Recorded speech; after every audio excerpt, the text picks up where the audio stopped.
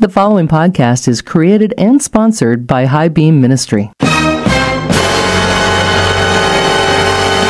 God of grace and mercy, but a God who cannot work where there is no faith. And we say it in mercy and in grace. The grief of God's heart is caused because of the unbelief of those closest to His heart. So, Lord, I'm asking you to cast down all unbelief in me. Cast down all unbelief in your servants. Cast out all unbelief in those who are hearing this word, wherever it may be. We glorify you now in Jesus' name. So I think any Christian who is maturing, who is growing, who has a passion to follow Jesus is somebody who can genuinely say, I do believe, but I really need help with my unbelief. And they own that unbelief, and they don't revel in it, they don't enjoy it, we don't take any pride in it, but it's real and it's there. And so a genuine follower of Christ says, I do believe, and I have so much unbelief that I need help with as I continue on in life to grow. So you want to grow out of it, you want to grow through it, but you acknowledge that it's there. And if you don't leave room for it, you're essentially crushing your hopes to grow as a Christian. Let me say something at this point. And maybe you've never heard a pastor say this to you. There are times when I doubt my salvation. And there have been times in my life when I've even doubted the existence of God. Help my unbelief. Help my unbelief. Help my unbelief. My help must come from thee.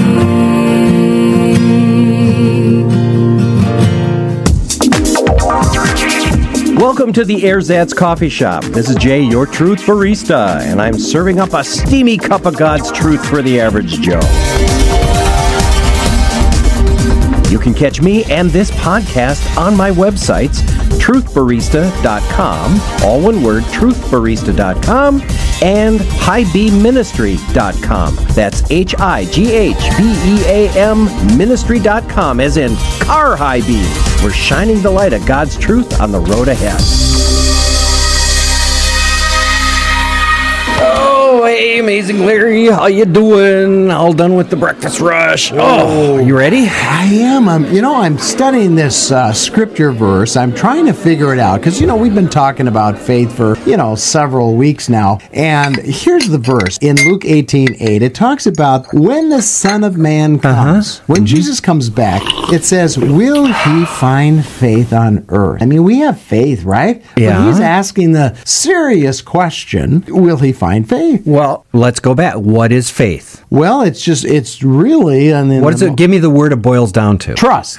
Okay. Will Jesus find trust on earth? Trust in who? Well, I would say that if you look at the world as a whole, they're trusted in all kinds of things, from politics to military might to education to sports. I mean, you name it, they got trust in it, except the place they should be putting their trust, and that's in God. Right. So when Jesus is coming back, he says, when I come back, will I find trust? And the implication is, in me. No. And that's what he's implying. It's like, this is the end times. When he talks about his return, he's talking about the trust in God and the trust in Jesus with the accompanying belief and proper actions is probably going to be challenging at that point, if not at a very low tide. So what does that mean for us then? I mean, here I am, I'm studying the Word, I'm seeing this verse, and I'm seeing so much doubt and so much unbelief around me. What would you say? Okay, well, yeah, I think you hit it right on the head. When you said no trust, that really is the meaning of the word unbelief in the scriptures. In fact, in the Greek there, it's the word apistos. A means no, and pistos is faith. So it's not a lack of faith, it is zero faith. It is actually no faith at all. It's less than faith. It is a complete absence of faith. And in some cases, because of our attitudes and situation, it can be an anti-faith. It can work against our trust in God. That's unbelief. And that is oftentimes when faith is pitted against fact, it seems like the world is so enamored with fact that faith doesn't even enter into the equation. Okay, let's go back to our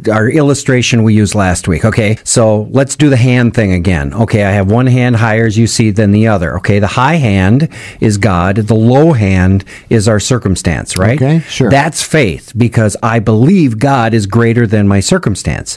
Doubt brings both hands on the same level. I'm not sure if God is greater than my circumstance, or I'm not sure if God will deal with my circumstance. And you kind of waver and vacillate and you go back and forth, okay? And God says, you're not going to receive anything if you're in that position, because you haven't made your decision whether you're going to trust him or reject him. So we'll hold off until you get to that point of trust. Now, unbelief, which we haven't covered yet, is when the God hand goes low and the situation hand or the circumstance hand goes high. This is outright saying, in God's face, my situation and my circumstance is bigger than you, and you can't or you won't, you can't ability or will do anything about it. That's unbelief. That's anti-faith. That's without total lack of faith. Well, one of the groups that it's growing by leaps and bounds today, which is, a few years ago they were on the verge of extinction, but today there's a resurgence of atheism. Mm-hmm. Atheists are cropping up all over, and they seem to have a new voice. That's true, and some of them are expressing their atheism in a kind of an attitude of anti-theism. Mm-hmm. It's not just, I'm not sure if there's a God,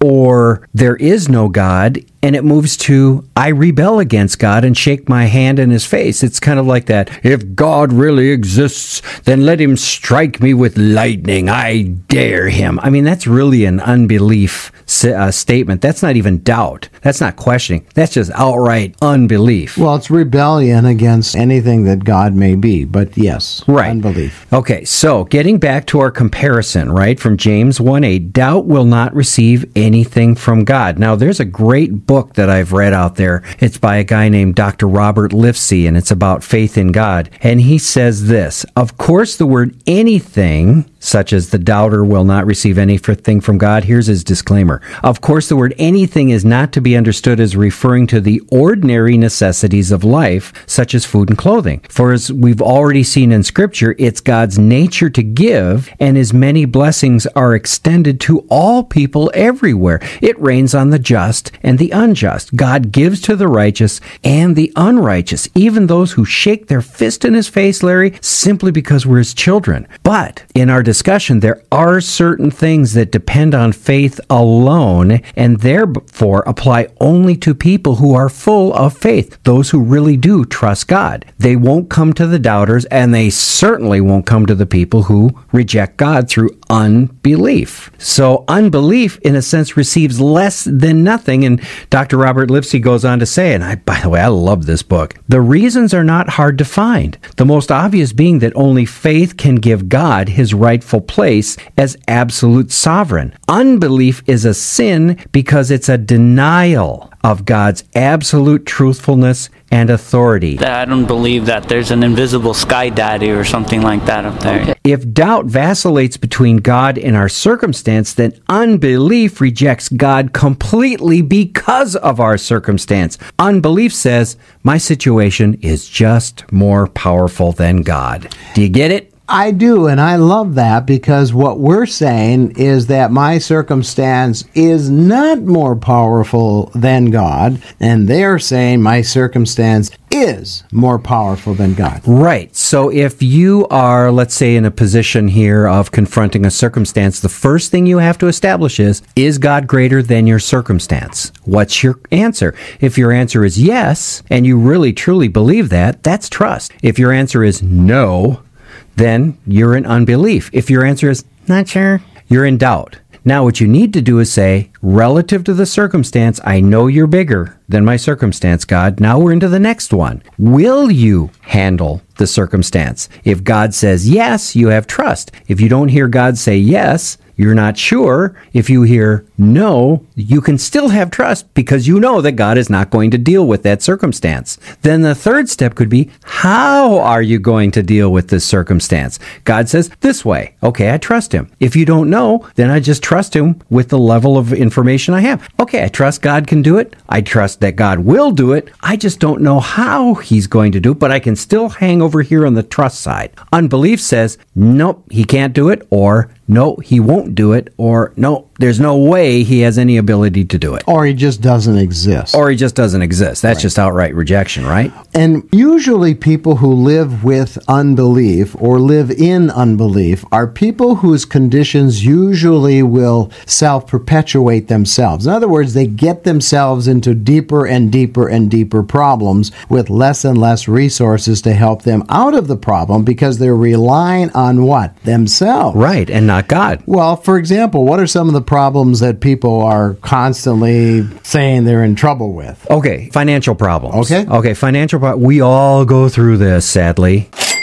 So with the financial problem, my financial problem is bigger than God because God is unable or unwilling to provide for me. That's an unbelief situation or a statement. But he's already revealed himself in his word as El Shaddai, the one who provides everything we need. So unbelief says God can't or won't provide. Trust or faith says God can and he will. Another one? You can do the same thing. Health problem. My health problem is bigger than God because God is unable or unwilling to heal me. But he's already said in his word, he is Jehovah Rapha, the Lord who heals. Unbelief says God can't or won't heal my disease. When you read through either the Gospels or the book of Acts, one of the things that gets people's attention, usually people who live in unbelief, is when there is a healing. When God intervenes in a person's life or a family, and all of a sudden that unbelief is challenged by simply saying, look what God can do. Oh, funny you should bring that up. I was just reading in Acts the other day. Here's a great illustration. In Acts chapter 14, it says, Paul's in the city of Lystra. In Lystra, a man without strength in his feet, this is at verse 8, lame from birth, and who had never walked. Okay? You think that's a challenging situation. Very right? challenging. Circumstances way high. Way high. But he sat and he heard Paul speaking. What's Paul speaking? Not sure, but it's obviously enough that God is greater than his circumstance, because Paul, after observing the man closely and seeing that he had faith to be healed, evidently what Paul had been sharing about God was enough to override this man's focus on his situation, took him out of unbelief, through doubt, into trust, and the guy's going, yeah, I know I can be healed. And Paul goes, I see that. So what does he do? Paul says in a loud voice, stand up right on your feet. And he jumped up and started to walk around. The truth of this is Paul heard, saw, observed the truth. God's will is that this man be healed. So the guy could have sat there and said, no, God can't heal me because I've been lame from birth. When you've been afflicted with something for a long time, we oftentimes sink into that fatalistic, oh, God can't, or God won't. That's unbelief. We have to keep in mind God is greater than any circumstance and will blow through unbelief and through doubt and position ourselves to receive something really cool from God. Well, and I think that is a great illustration. And if we talk about other areas, for example, how about the emotional distress or spiritual life distress? Whatever that might be. Well, here at the Erzatz Coffee Shop, we're always concerned about how the business is going. I mean, we love to do ministry, but let's face it, we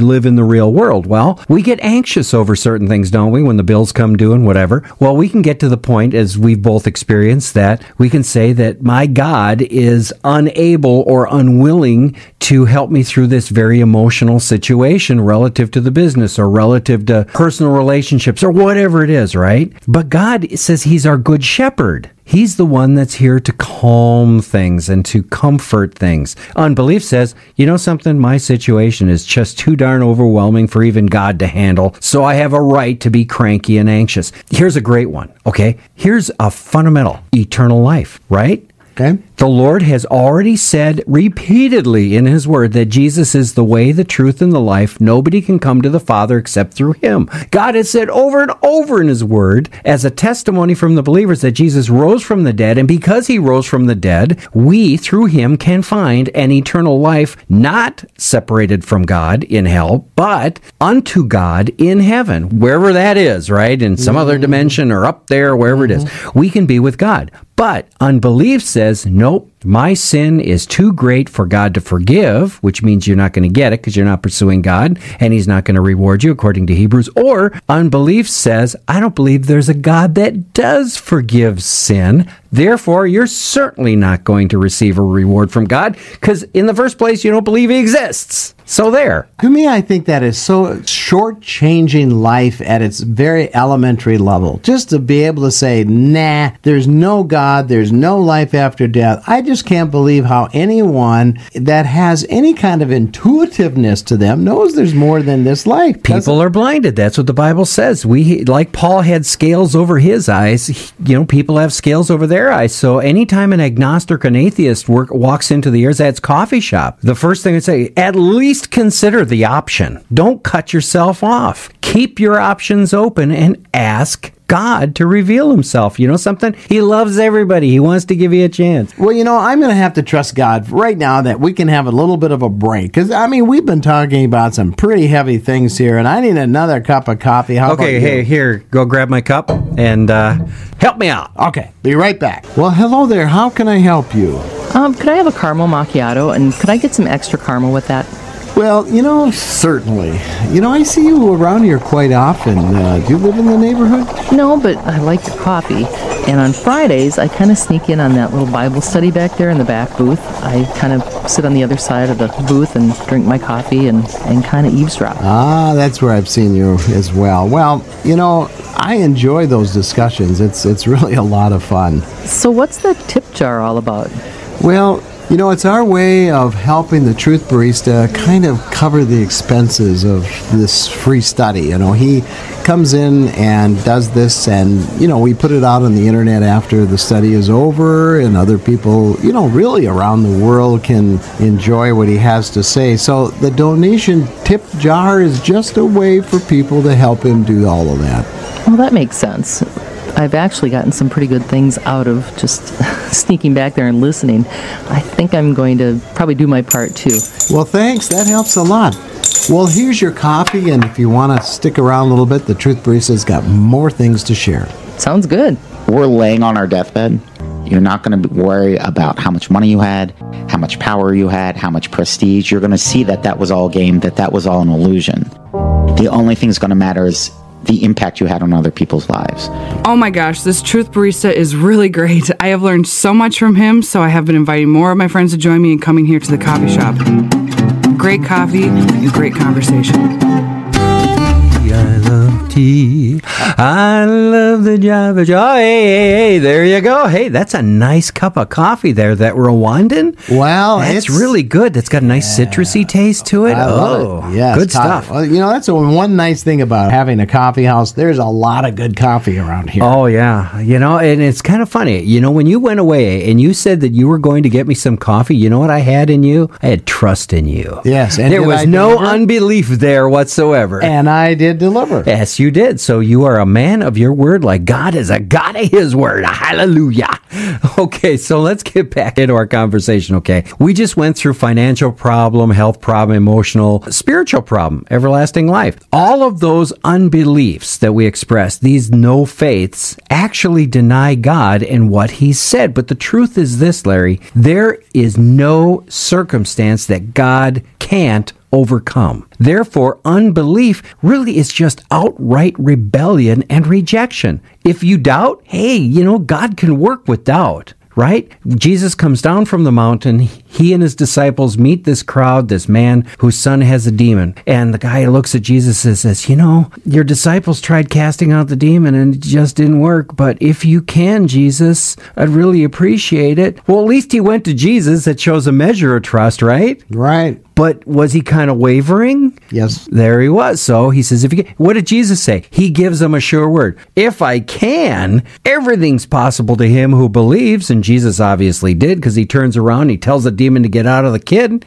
and it happens. Okay, so there's trust and doubt. God can work with doubt. But unbelief, the Lord turns his back on unbelief, and he'll work in other areas in your life to try to bring you to trust him. So he still doesn't completely slam the door on unbelief, but unbelief sure gets in the way of your relationship with God, or even a potential relationship with God. Isn't the unpardonable sin, I know that's a whole nother topic, but isn't that basically unbelief? That's what it is. In fact, the situation was the Pharisees were confronting Jesus. Jesus was doing all of these things, casting out demons, and they refused to believe that he was doing it by God's power, because if they did, they'd have to admit that he was of God. So what did they do? You're not of God, so therefore you're doing it by Satan's power. And Jesus goes, oh boys, you better watch what you said, because the unforgivable sin is denying what God is putting right in front of you. And the unforgivable sin right now, there's only one. It's continually refusing and rejecting God to the point that we die. That point, there is no forgiveness, because you have cut yourself off completely from the source of salvation. However, anytime up to that point, there's always that glimmer. No matter how far gone you think you are or how far gone you think somebody is, there's always a glimmer up to that very tiny point of death. Once again, the unforgivable sin is hitting that point of death and refusing God. Does that answer that question? Well, it does, because when I was a younger in my faith, I always thought that I committed it because I was struggling with faith. And I thought, I bet I committed the unpardonable sin, which I did not. But that's just because of my ignorance. Right. But getting back to doubt on here, remember I said that God can work with doubt? We can't treat doubt lightly either, because it was doubt that opened the door to sin in the first place. Remember our lovely Adam and Eve, our game show contestants in the garden there? It's like, hey, Adam and Eve, come on down. And they came down to the tree of the knowledge of good and evil, and they knew they weren't supposed to partake of it. They weren't supposed to eat the fruit, but there was a serpent there. And the serpent cast doubt on God's word that started drawing them in the other direction. Remember I said, with faith, you can go from unbelief and blast through doubt into trust. You can sink from trust through doubt, like doubts that can be an anchor, into unbelief in the other direction. What did Satan do to get them from trust to that middle point? He said this. Hath God said. God said Adam and Eve would die on the day that they ate of the tree. Satan responded with, Did God really say that? When Adam and Eve then acted on their doubt out of faith, they ditched their trust in God, pledging trust in themselves, which led to unbelief. I refuse to believe what God said, and what happened? They died. They got the consequences. So faith leads to right actions. Unbelief results in wrong actions. Doubt throws us back and forth between right and wrong, and your answer will come when you decide who or what you're going to follow, God or your circumstance. Someday we should talk about Adam and Eve, because they're an interesting couple. And here you think that they were face to face with God in the garden, and yet they still question God's word. I mean, give me a break. So you're saying that we should take a little bit of comfort and not be quite so hard on ourselves, because Adam and Eve had the pure sight of God in their eyes and they turned their backs on him. What about us who kind of stumble through life? That's right. But God has given us a measure of seeing that we need to trust. He has opened our eyes to see His word, to read His word, and if we are open to it, He will speak His word, share His word, bring it alive in us. When He does, you better take a hold of it, because if you do, you get trust. If you reject it, you get unbelief. Well, look at the city of Nazareth. Okay. I mean, come on. I mean, they were the ones that should have, believed in Him. Okay, why don't you go ahead and refresh me on that one? You've got the Bible handy there. What is that, Matthew 13? Yeah, 54 through 58. Yeah, and okay, it says that He came to His hometown and began teaching them in the synagogue, so that they were astonished and said, Where did this man get this wisdom and these miraculous powers? Is not this the carpenter's son? Is not his mother called Mary, and his brothers James and Joseph and Simon and Judas? Wow, he had a lot of brothers and sisters. He sure did. And his sisters, are they not with us? Where then did this man get all these things? And they took offense at him. But Jesus said to them, A prophet is not without honor, except in his own hometown and in his own household.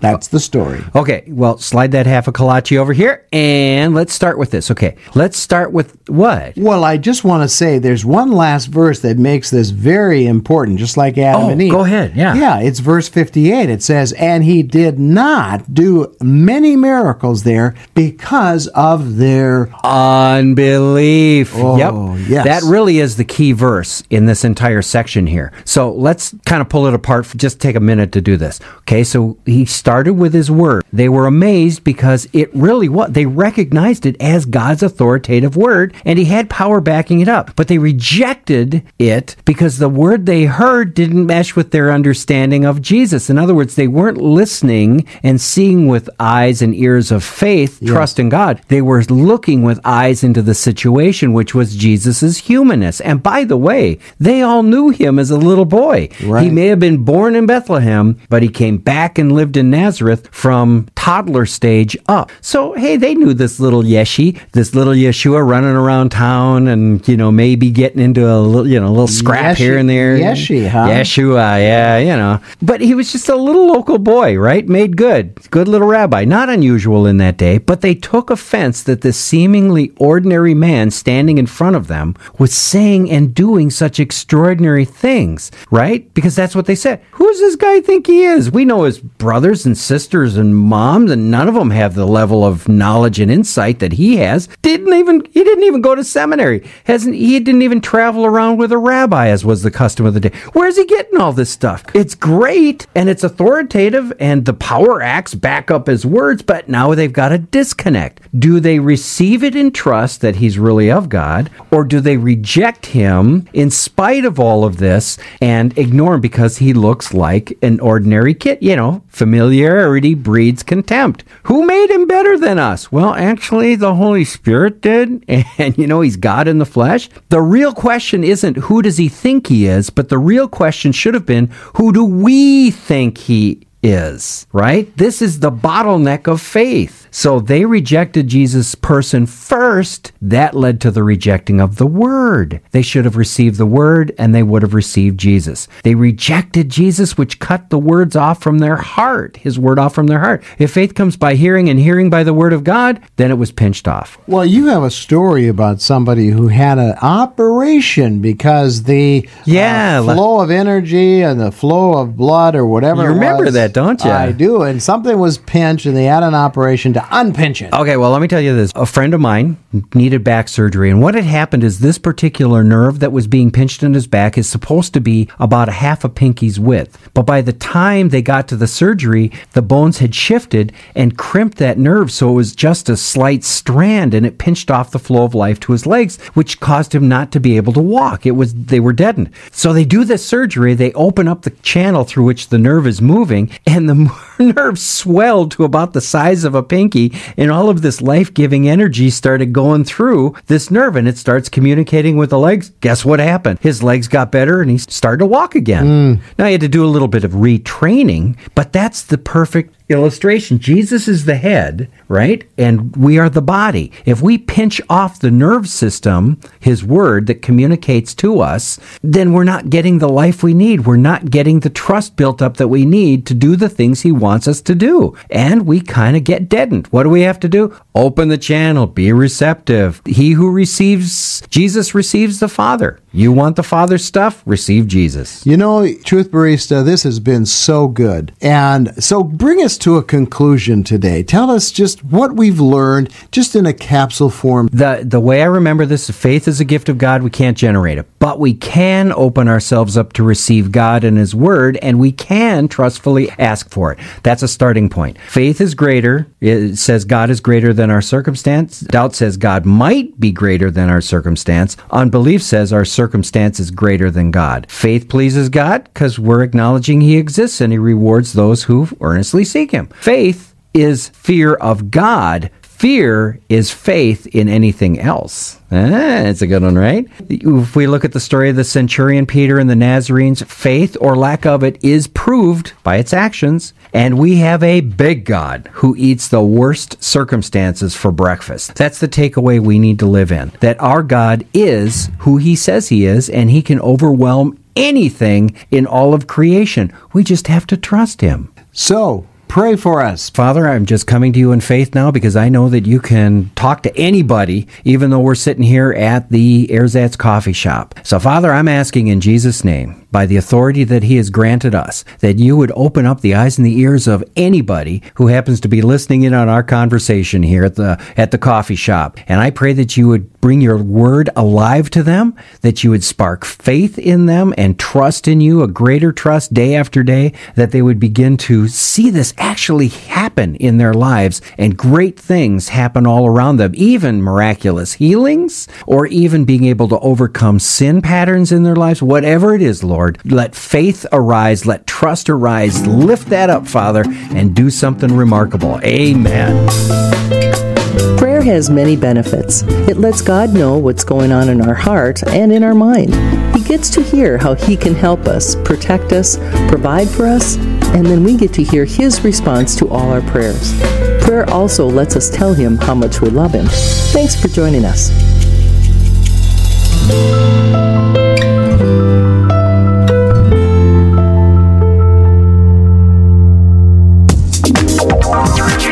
This is Jay, your Truth Barista. Thanks for listening to the Truth Barista podcast.